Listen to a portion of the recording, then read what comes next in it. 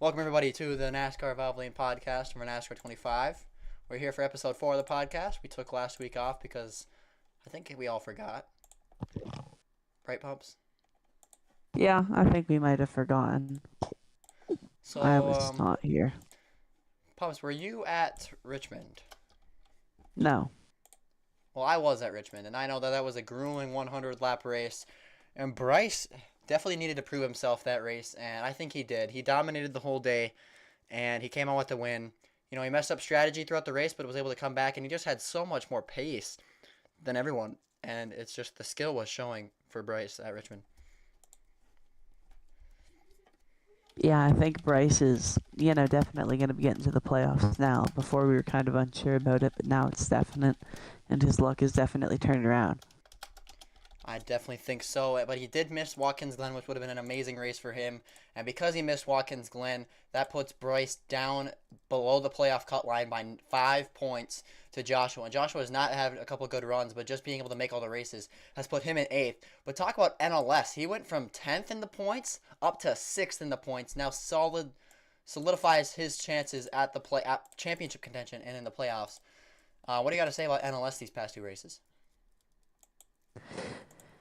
Not much to say about NLS. I mean, he's proven himself in NASCAR 25. It feels like that he can win if he has a fresh start with everyone else. And I feel like a lot of people can agree with that. I'm sure Bryce is going to tune in here soon. But NLS is a playoff lock, 100%. Like, no doubt about it. He's going to probably get into the round of 4 if he keeps showing up. But if not, then the points start to fall down. For sure, and that win at Watkins Glen, it was kind of a 3-car battle the whole race, but I mean, I think the 20 had the most pace out of anyone, the most consistency at least, and he had the most adversity. That's you, Pumps, you had the most adversity at Watkins Glen. You were able to come back up to 3rd for a little bit, and then almost to 2nd. What do you know about your momentum heading into the rest of the regular season? Man, well, I'm sad I didn't get that Watkins Glen race win, but I went to ODRL and then won that truck race afterwards, which I'm so happy about. And yeah, I mean, I don't really have much to say about myself here, but I'm definitely happy with how I've been performing this season. Yeah, and the next race we have is Texas, which is known as a very weird track, and I just know we've gotten some big fields lately, and do you think there's not that much correlation between Watkins Glen and Texas, and especially Texas is kind of a new beast for it. Do you think Texas can be similar to any other tracks we've raced at so far this season? Where we raced this season, like Daytona, Watkins Glen, Atlanta, Charlotte. Atlanta. It's similar to Charlotte in a way. Yeah, I mean, I guess it's kind of the same tri-oval shape with the front stretch. It has like those 2 weird corners. If the grass was realistic at Texas, though, we would have had like 50 flips by now at that track in this game. That is true. Texas is going to be a very hard track. How much do you especially because of how weird the neutral setup is? How much do you think setups are going to matter in deciding who wins that race at Texas? I was just gonna say that. Well, you need a setup to be anything good at Texas, and if you don't have a setup, then you're definitely gonna lose. So I think if you're a newer driver and you don't know much about setups, and you're looking for a team, you should definitely message me, so I can get some drivers and you can get some setups. If you're listening to this, anyone? Ad plug. Let's see if we have any viewers. Josh? Oh, Cade's watching. Gat. Yeah, I can. Yeah, Cade, you want to come over to my team? Cade said GAT. GAT. Yeah, thanks, Melk. Which stands for gay as toes. It's like gay as Melk. It's as gay as toes. I was saying like a little plug to get some drivers, and you're like, oh, Cade's watching. Like I'm gonna hire Cade. Yeah, you're gonna hire Cade. What do you mean? Oh yeah, Cade. Cade, do you want to come over? Anyways, Melk, I have a question. What's your question? In Valvoline, do you think we'll be seeing an Xfinity Series, Truck Series, ARCA Series? Do you think we'll be getting any new series at all in Valvoline anytime soon? take it off the driver cap and put it on the owner cap, as a lot of people like to switch their caps around. Being an owner of a series that was known for how many different subdivisions it used to have, I'm put in a tough spot here just because life is getting busy, but people still want the other series, especially on a game that's a lot better than NASCAR Heat 5. And right now, the plan is a little shaky for what we're going to do. I have no idea how or if we're going to be able to do a truck series in the near future. We'll probably be able to bring it back in some capacity, in some way, in the near future. But I really would like to get a Grand National or Xfinity Series back, just because that's where this all began.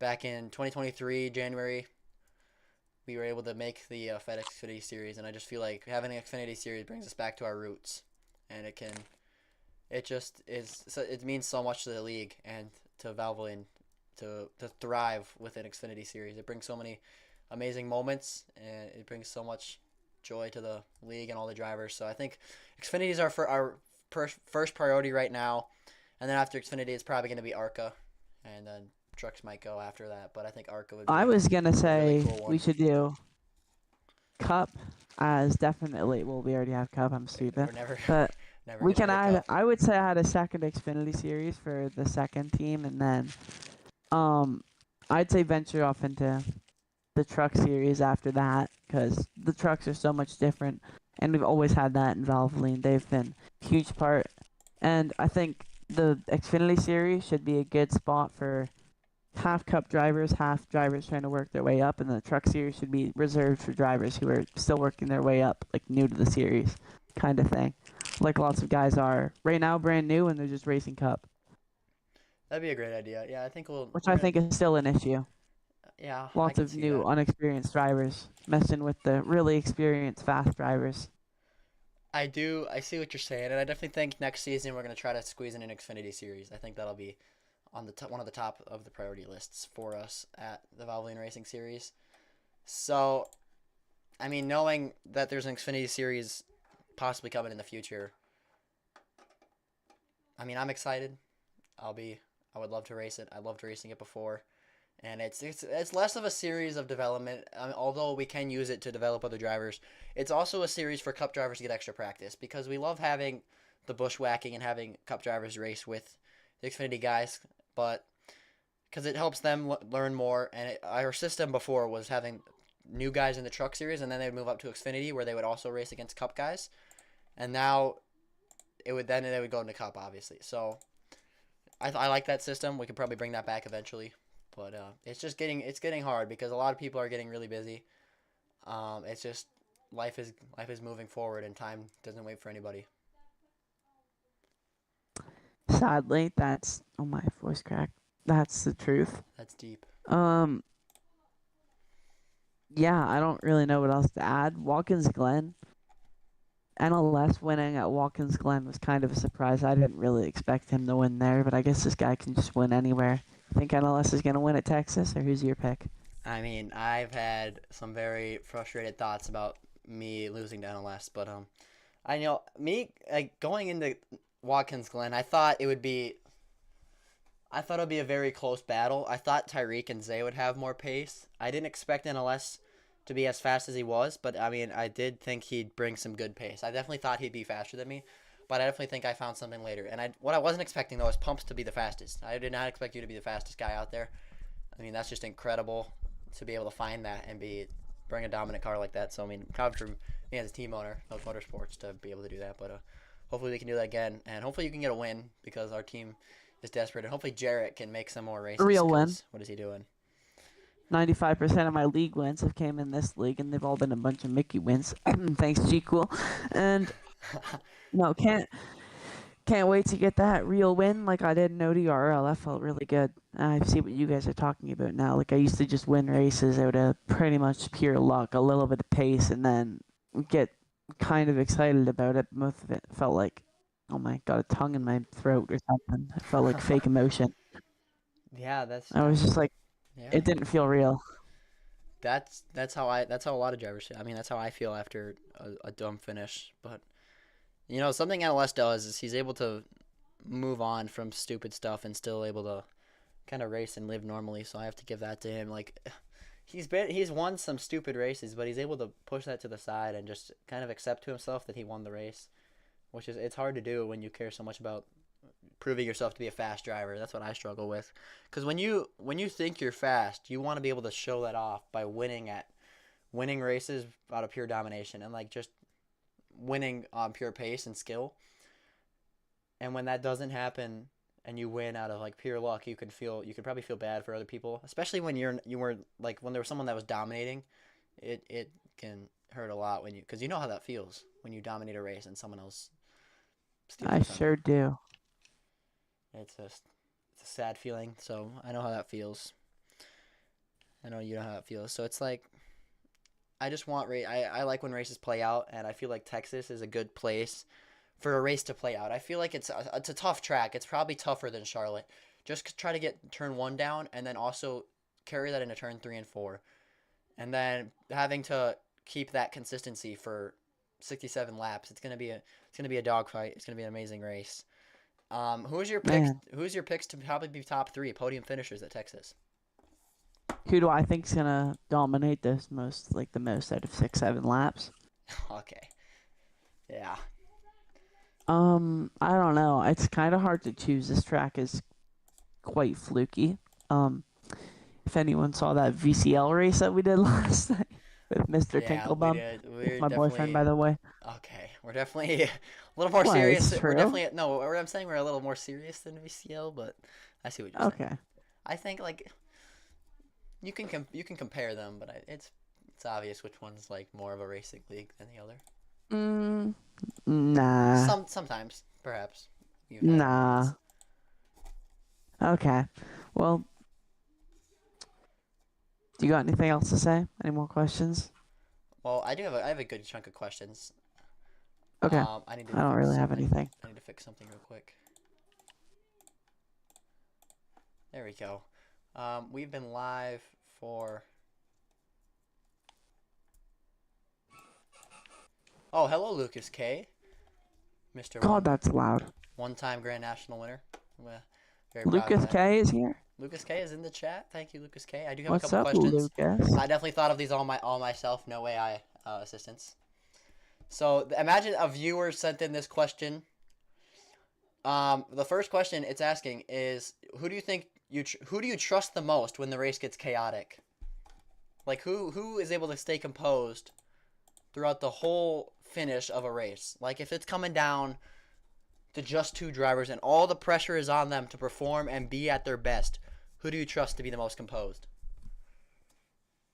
The most composed, meaning calm, Yes, yeah. sing. Yeah, all right. Well, I think the most. Who can say the most composed? That's That's a a tough good question. question. Thank you, ChatGPT.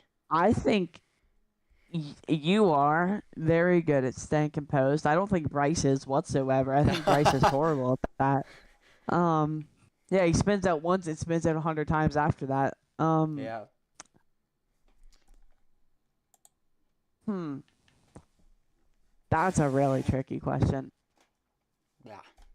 I mean, I'm gonna look here. I mean, it's hard. I mean, there's definitely a couple of drivers. I mean, NLS can be composed sometimes, but he also could lose composure in certain moments. But he's been definitely getting a I'd lot agree with more that. composed recently. I think you're also very composed. I like to think. I like to think. I've been working on that long time because that used to be my biggest struggle was not being composed at the ends of races, and that lost me a lot of chances. So I knew that something had to change, and it's a good skill. I have to give advice to all the drivers to just try to be composed. I'm obviously not perfect. I'm working on staying composed myself still, but I think like being composed is probably one of the most important elements in winning races consistently. Don't you think? Yeah, I definitely think it is. Staying patient is probably the best chance that you have at winning a race. I mean, I've never really been the most patient person when racing. My team owner in ODRL, Bren, was telling me you got to be more patient, less aggressive, and I was super patient, would stay behind a car, and if they were slower, and wait for a really good chance to pass. And once that chance opened, I would take it. Yes, that's Past perfect half the time patience. they'd let me go if they saw how much faster I was, and then yeah, it definitely gets you ahead. I mean, the third place car let me go by because they didn't want to get ran over or anything. Just being patient is super helpful, and that ended up winning me the race. So, I think being patient is definitely the biggest thing in winning races. Yeah, patience is huge, and I think to win races and to win this Valvoline Cup Series championship this season, you're going to have to be patient more times than not. And making big mistakes at the end of races, if you're not able to stay composed on an overtime restart when it's 5 cars side by side everywhere on the track with 1 lap to go, if you're not able to stay composed in that situation and you end up getting wrecked and finish 14th, that's gonna cost you. You just have to be able to find the gaps. And I mean, clearly I have to work on that since we saw VCL. But there's definitely everyone. I think composure and patience is huge in league racing. And on pace, I feel like Bryce and Cade.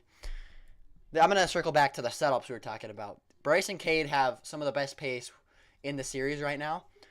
But the thing is, they don't spend that much time on the game. Like they don't spend time making a perfect setup. Who? Bryce and Cade. Oh, Bryson Cade, yeah. So they don't have the same time that you, me, or NLS do. Or even Jarrett. Jarrett's been putting out a lot of time recently.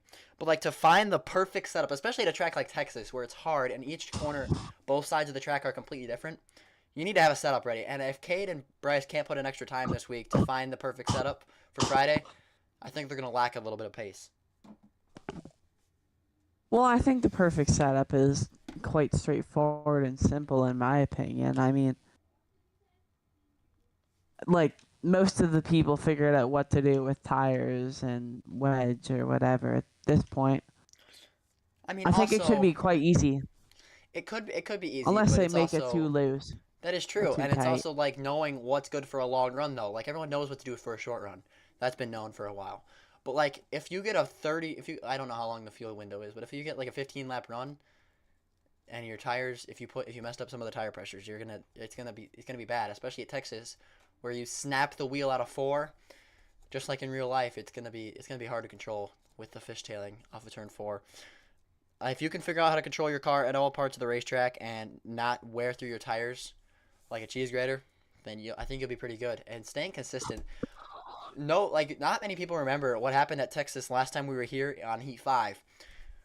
The winner of that race went from speeding on pit road and then coming back under green to winning the race. That was me. I'm not trying to brag. I'm just saying that there was so many mistakes that someone that already sped was still able to be in contention. So that means everybody else in the race also had a big mistake, which I think is huge because if there's that many mistakes at a track like Texas, I mean, we saw how hard it was in Heat 5, and nothing's getting easier in NASCAR 25. So I think it's going to be just as hard, especially on entry of pit road with having to request your pit stop. I think everybody's getting used to that now. That shouldn't be too much of an issue. Pit road exit's going to be really loose. Everyone should know that. And just getting loose at places you're not used to you getting loose at, like on the track where you didn't get loose in Heat 5. Yeah, I mean, 100%. A good example of that is I think you slid into like half the field at one point and gave them all speeding penalties, and then I was able to steal the win. I remember that. Yeah. It's Texas has always been a game of mistakes, and if it stays green, which I feel like it's a track where it could easily be a wreck fest, but it could also easily go fully green. But we do have the stages, and stage points are huge. Playoff points are huge. We can look at the current playoff points that people have. I mean, some of the drivers that have playoff points are way out of the bubble, and they are gonna need miracles to get in. But like Cade and NLS both have 7 playoff points. I have 12. Joshua has 1. Bryce has 3. How important do you think stacking up these playoff points is going to be as we get closer and closer to the start of the 5 race playoffs? Man, I don't think it's too important. Um, yeah, I don't think playoff points are going to be too important. I mean, you can't even get too many, and most drivers are going to be able to get by without them, I'm pretty sure. But depending on how many or how close this playoff bubble is, then it will be important. But as it's going, it doesn't seem like it's going to be too important for most people. There might be a couple people where they're going to need them at some point, but I don't think everyone's going to. Yeah, and to start the playoffs, there's that one reset. The reset to start the round of 8. Then that's the only reset for the next 4 races. So you have to be on the top of your game for 4 straight weeks, and then you get reset for the playoff for the championship 4. But from the round of 8 to the round of 6, there's only one reset. That's at the beginning of the playoffs. There's not a reset after the round of 8. So just being able to playoff points could be huge, just because you're able to carry it the entire time, and because you'll have to have that advantage the whole time. Because if you win in the 4 playoff races, you're not getting any more. The playoff points don't matter. Uzi got wrecked out of turn 4. What? Cade. Bawuzi, that was lag. That was lag. I remember that. That was awesome. Bro, W. Bawuzi. Bawuzi was a G. Milk, you love Bawuzi, eh? I thought he was cool. I thought he was a cool driver. Yeah. We should. You love him as much as you love Cade? I think I like Bawuzi more. Reasonable. Just because I didn't have to listen to any voices. I'm kidding, Cade. I'm kidding. I don't mean that. Okay. Yeah. So what did Lucas say? Bryce just grinds iRacing. Yeah, so Bryce is cooked because he's grinding iRacing, but I also need to start grinding iRacing. But this means a lot. I mean, what is it? So Pumps, from a driver perspective, I mean, I've already won a couple of these titles, so I want to hear from someone that hasn't. So there's some people like Cade, me, Bryce. They already know what it feels like. What would it feel like to you if you pulled this off and won the championship in Valvoline? Oh, I'd cry. First of all, I cried when I won that ODRL race. That's a magical. huge thing. That league is crazy though. That league is super fast, and off pure skill. If I could do that here, I would be so happy. If I just practice my butt off, I probably could, but I don't know if I have the raw speed to do that. I don't know if I've adjusted enough. I don't know if I can yet, with some drivers just being more used to the wheel or just generally better than I am. I think if I get another season into this game of Valvoline, at least seeing how most people drive, or I can figure other people out, then maybe I can do it. But I don't know yet. I think I'd be super happy, of course. That would be my emotion. I'd be probably in tears, super happy, screaming, but yeah. I doubt it would happen this season. Maybe next season there's a chance, but I'll give it all I've got this season, see if I can at least make the round of 4 and get a couple wins. I think so. I think you'll be able to be in contention. One more topic I want to touch on tonight for this podcast episode. Texas is lined up to be the final race of 2025 in the Valvoline Cup Series. And it hits me every year when this happens. It's like another year has gone by, and it's time moves so fast because it doesn't feel like it in the moment. But once you realize what month you're in, it's already gone. So Pumps, you've been here for quite a while now in the Valvoline Racing Series, and it's about to be another year closed down of Valvoline Racing Series. That's crazy. It's almost been 3 years since the first time that the Valvoline Racing Series took the track, and it's just.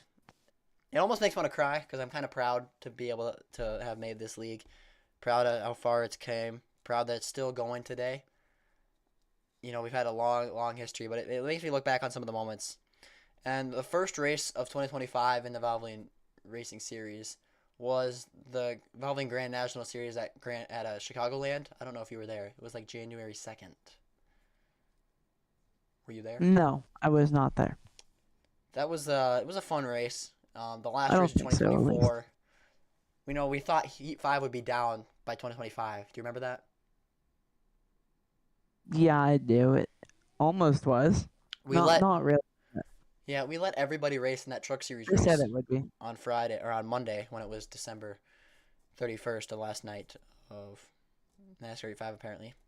But then I remember. Sorry. No, you're good. You can go.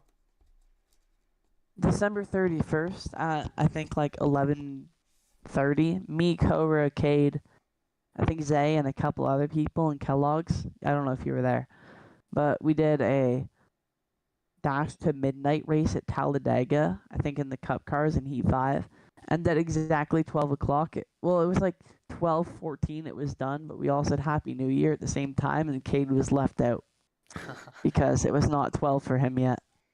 That's funny. So we were all celebrating the New Year's.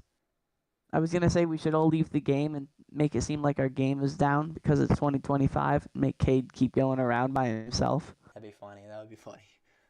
That would have been but funny.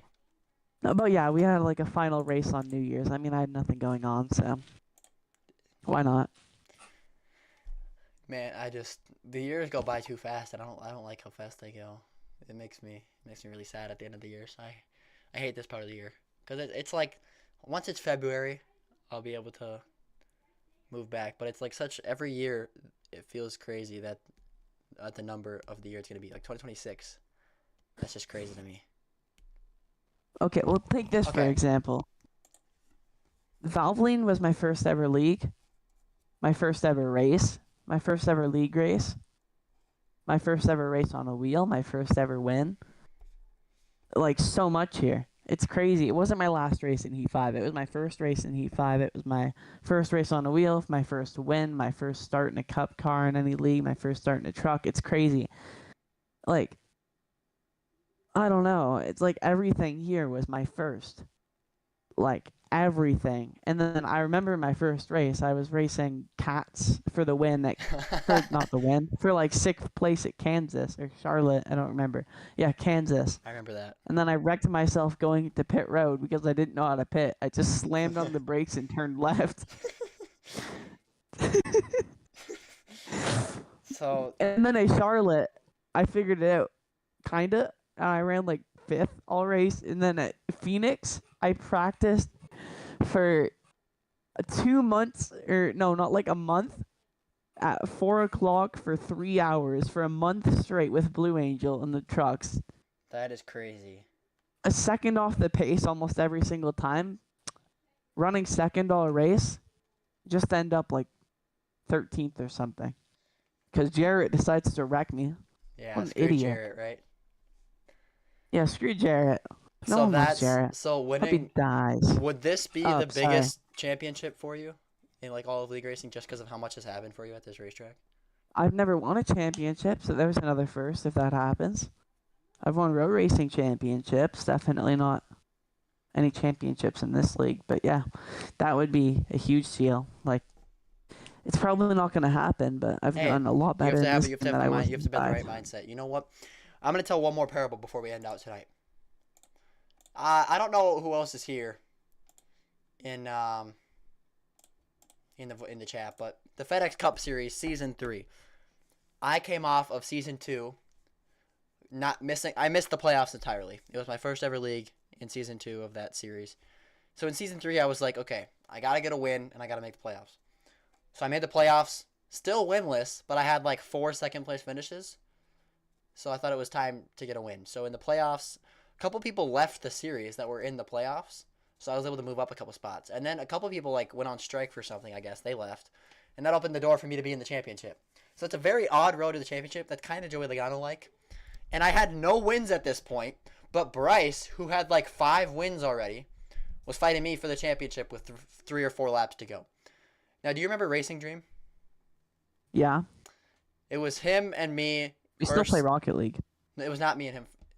Hard for Menard. Like, Menard, he was gone. He was dominated. He was like 5 seconds ahead of us. Who is that? You don't know Menard? No. Okay, never mind.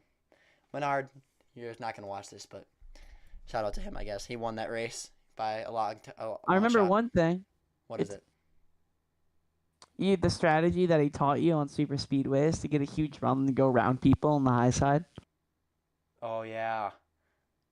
Oh, my Lucky gosh. Bobby. I won that one. And then I okay, anyway, we're going on a side tangent. Yeah. So what happened with like 3 laps to go, I got around Bryce. I forget how. I hope Bryce is watching because I love when I remind him of this race. So Racing Dream, once I get past Bryce, Racing Dream also gets past Bryce. And then I think Bryce was put back a little bit. Maybe a caution came out or something. So what happened is Racing Dream was basically a roadblock to block Bryce. Bryce was so much faster than me. It was actually crazy.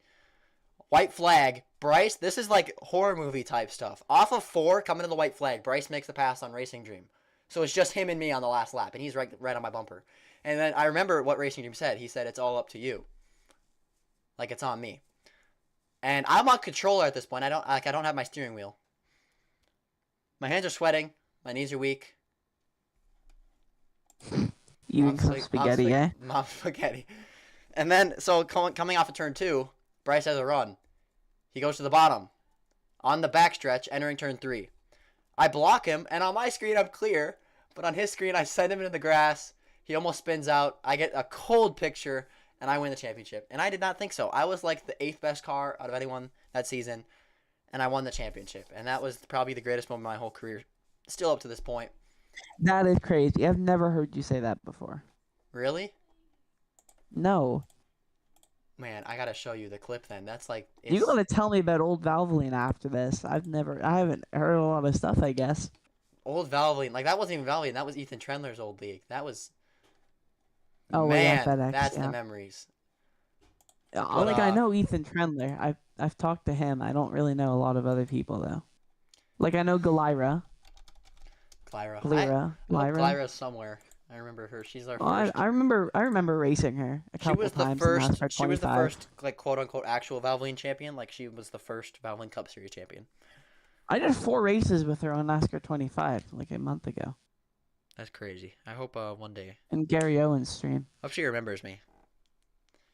She was a cool person. Anyway, okay. Thank you all for watching. Pumps, do you have anything else to add to today's episode?